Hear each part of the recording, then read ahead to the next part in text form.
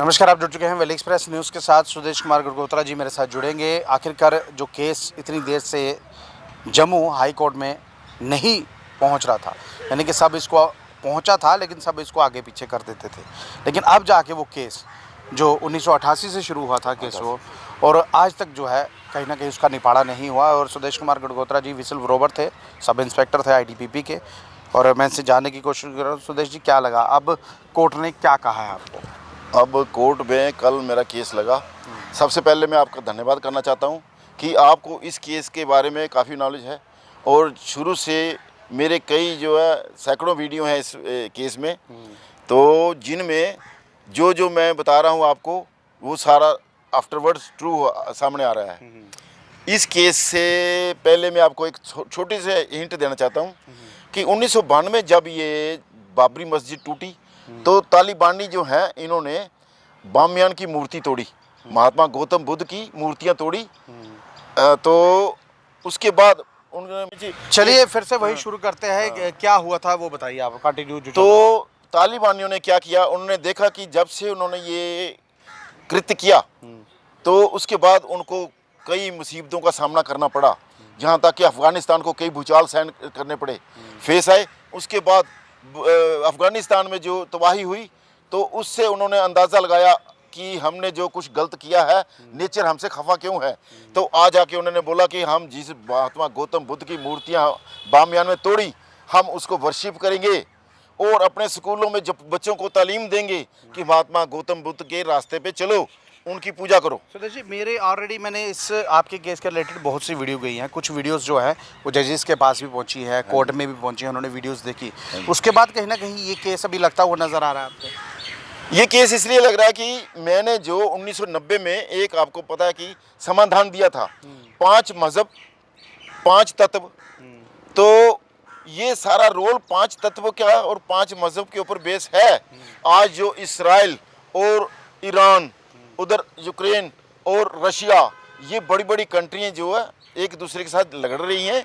अभी आपने कल देखा रशिया की क्या हालत हो गई है, नेचुरल डिजास्टर हुए, स्टॉर्म आया, पूरा रशिया में तबाही हुई, अमेरिका में तबाही हुई, अमेरिका में भी नेचर ने बहुत बड़ा स्टॉर्म दिया और तबाही हो गई। कल क्या न्यूज़ है, अभी 2 दिन पहले चाइना की न्यूज़, चाइना में अर्थक्वेक हुआ और अर्थक्वेक के साथ चाइना की तबाही हुई। ये बड़ी बड़ी नेशन जो है, जो मतलब अपनी पावर दिखा रही हैं, उन्हीं की पावर को कुचलने के लिए नेचर अपना प्रकोप बता रही है। सुदेश जी, इस केस के रिलेटेड आपके फ़ोन भी टैप हुए, हाँ जी, आपके क्या कहा जाए, मेल भी टैप हो गई, आपका व्हाट्सएप नहीं चलने दिया, हाँ। यानी कि आपको इतना ज़्यादा क्रिटिसाइज कर दिया गया है कि आप कोई काम ना कर पाए।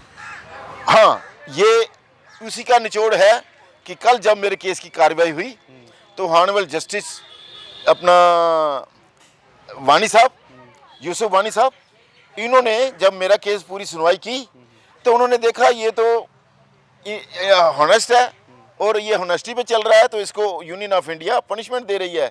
उन्होंने उसी समय कोर्ट में बोला, विशाल साहब थे अपना DSGI यूनियन ऑफ इंडिया की तरफ से, उनसे उन्होंने जब क्वेश्चन पूछे कि आप वो इसका डिसमिसल का ऑर्डर बताओ जो ले से हुआ, कोई भी डिसमिसल ऑर्डर नहीं था उनके पास।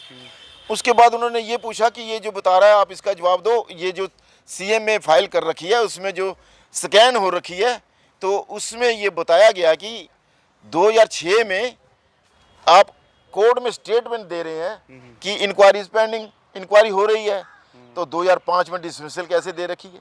सुदेश जी, तो ये आपके जो चार्जेस थे, डिसमिसल चार्जेस, ITBP में आप नौकरी करते थे, लेकिन CRP एक्ट से आपको कहीं ना कहीं डिसमिस किया गया, फिर प्री मैच्योर रिटायरमेंट दे देगी, यानी कि आपकी पूरी की पूरी लाइफ जो थी उसको स्पॉइल किया गया। यस सर, मेरी लाइफ के 37 साल इसी में चले गए। 1988 में जब ये स्कैम डिटेक्ट किया तो ये 300 करोड़ जब मैं स्लैश करा दिया, तो ये जो है मिसयूज ये 187 से चल रहा। 30% बेसिक पे का ट्रेनिंग अलाउंस के नाम पे खाते थे, इंटाइटल कोई नहीं था। तो मैं जब ये केस लाइट में लाया, मेरे को इन्होंने उठा के रेस्ट करवा दिया जम्मू में। ITP वालों का हाथ था उसमें, कमांडेंट थे MC भट्ट, तो उन्होंने मतलब इधर SSP जम्मू को 11/4/90 को एक अभी आपके पास कौन से नोटिफिकेशन है जो आप डॉक्यूमेंट लेके आए हैं, वो मुझे बता दीजिए, क्या हुआ ये बताइए। ये मेरी एक CME है 3/4 382022 25/5/22 को ये मैंने फाइल की। अब इसमें जो है 2 साल तक स्कैन ही नहीं किया, जुडिशरी ने स्कैन ही नहीं किया। तो ये केस जब लगा अपना 1/8 अपना कोर्ट में, तो जस्टिस से हॉनरेबल जस्टिस नरगाल साहब, उन्होंने बोला कि इसको स्कैन करो। उन्होंने जब इसके कंटेंट्स देखे, आर्डर की कॉपी पढ़ी, तो उन्होंने बोला इसको स्कैन करो। 2 साल से स्कैन नहीं हो रखी। स्कैन होने के बाद ये केस लगना था मेरा 10/9 को ये केस नहीं लगा। और जैसे मैंने ये प्रूव किया हुआ है कि an earthquake on every court hearing, 11 तारीख को पूरे हिंदुस्तान में अर्थक्वेक हो गया। पाकिस्तान में ये शुरू हुआ, दिल्ली, नेपाल, सारे जगह में ये अर्थक्वेक हुआ, तो ये उसका प्रूफ आ गया। उसके बाद ये केस लगा है कल 10/9 को नहीं लगा, और उसके बाद मैंने एप्लीकेशन दी कि मेरा केस नहीं लग रहा है, तो 8/10 को ये केस लगा। तो 8/10 की ये कार्रवाई है कि इसमें जो है नोटिस इशू हुए, और नोटिस इशू होने के बाद उनको रिस्पोंडेंट्स को बोला गया कि आप इसका जवाब फाइल करो। तो इसमें जो कंटेंट्स हैं, इसमें जो मैंने आर्डर की कॉपी लगा रखी है, मैं वो आपको बताना चाहता हूँ। ये इसमें है आर्डर की कॉपी, ये देखिए। तो ये आर्डर है 15/9/2006 का।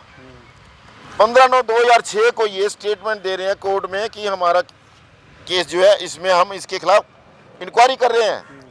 तो जबकि रिस्पोंडेंट ने मेरे को 31/5/2008 डिसमिस कर रखा है, इंक्वायरी बाद में हो रही है 6 में, तो डिसमिस 5 में कर रहे हैं। तो मैंने यही ऑनरेबल जस्टिस साहब से पूछा कि आप सर ये इनसे पूछो कि ये डिसमिसल कैसे है मेंटेनेबल, ये गड़बड़ी की है, नल एंड वाइड है डिसमिसल, क्योंकि ये डिसमिसल कर रहे हैं 5 में, इंक्वायरी कर रहे हैं 6 में। तो यहीं से आप इनका स्टैंड देखो। अभी कहीं ना कहीं जो जूरी है, जो जजेस है, जो चीफ जस्टिस हैं, विश्वास तो हो गया ना अभी आपको, कहीं ना कहीं काम होगा। सभी के नोटिस में होते हुए मेरे को ये इन्होंने 2003 से लेकर 24 से आज 21 साल चले गए। तो जबकि मैं ये 3 में जब बता दिया कि इन्होंने कंटेम्प्ट ऑफ कोर्ट करके अनकंडीशनल अपॉलजी टेंडर कर रखी है, DG ITBP ने compliance report of the judgment file कर रखी है, आज तक उसकी कंप्लायंस नहीं हो रही। तो यही इसमें लिखा हुआ है, मैं आपको पढ़ के बता रहा हूँ। ये लिखा हुआ है last para, I have perused the judgment passed by this court on 11/10/2 as per the judgment the petitioner is not to be considered but he is to be given the benefit of promotion which respondents have not accorded in view of the all above and in view of the statement made by the learned counsel for the respondents. The respondents are directed to produce the inquiry report along with the case file on the next date of hearing. List on 28 September 2006. तो आप ये देखो, ये उस समय honourable justice Nirmal Singh जो थे justice, उनका ये ऑर्डर है। बहरहाल देख लीजिए, कहीं ना कहीं सुदेश जी का जो केस था, जो लगातार 1988 से चल रहा था, बहुत से ऐसे डबल बेंच थे जिन्होंने फैसला इनके हक में दे दिया था, फिर दोबारा जो था वो कोर्ट में आ जाता था। लेकिन सुदेश जी ने भी अपनी पूरी उम्र दे दी है, और 1988 से ये केस चला हुआ है। अब जाकर कहीं ना कहीं कोर्ट में इस केस का जो नंबर है वो आया है। अब ये केस हल होगा या नहीं होगा, क्योंकि सुदेश जी जो है वो जो माननीय कोर्ट है उसके ऊपर विश्वास पात्र रखते हैं, इसलिए लगातार कोर्ट के पास जाते रहते हैं, और कहीं ना कहीं अब इनकी सुनवाई जो है वो होती रहेगी। बहरहाल ये लाइव दृश्य अगर आपको अच्छा लग रहा है, अपनी महत्वपूर्ण राय कमेंट बॉक्स में रखिएगा। इस वीडियो को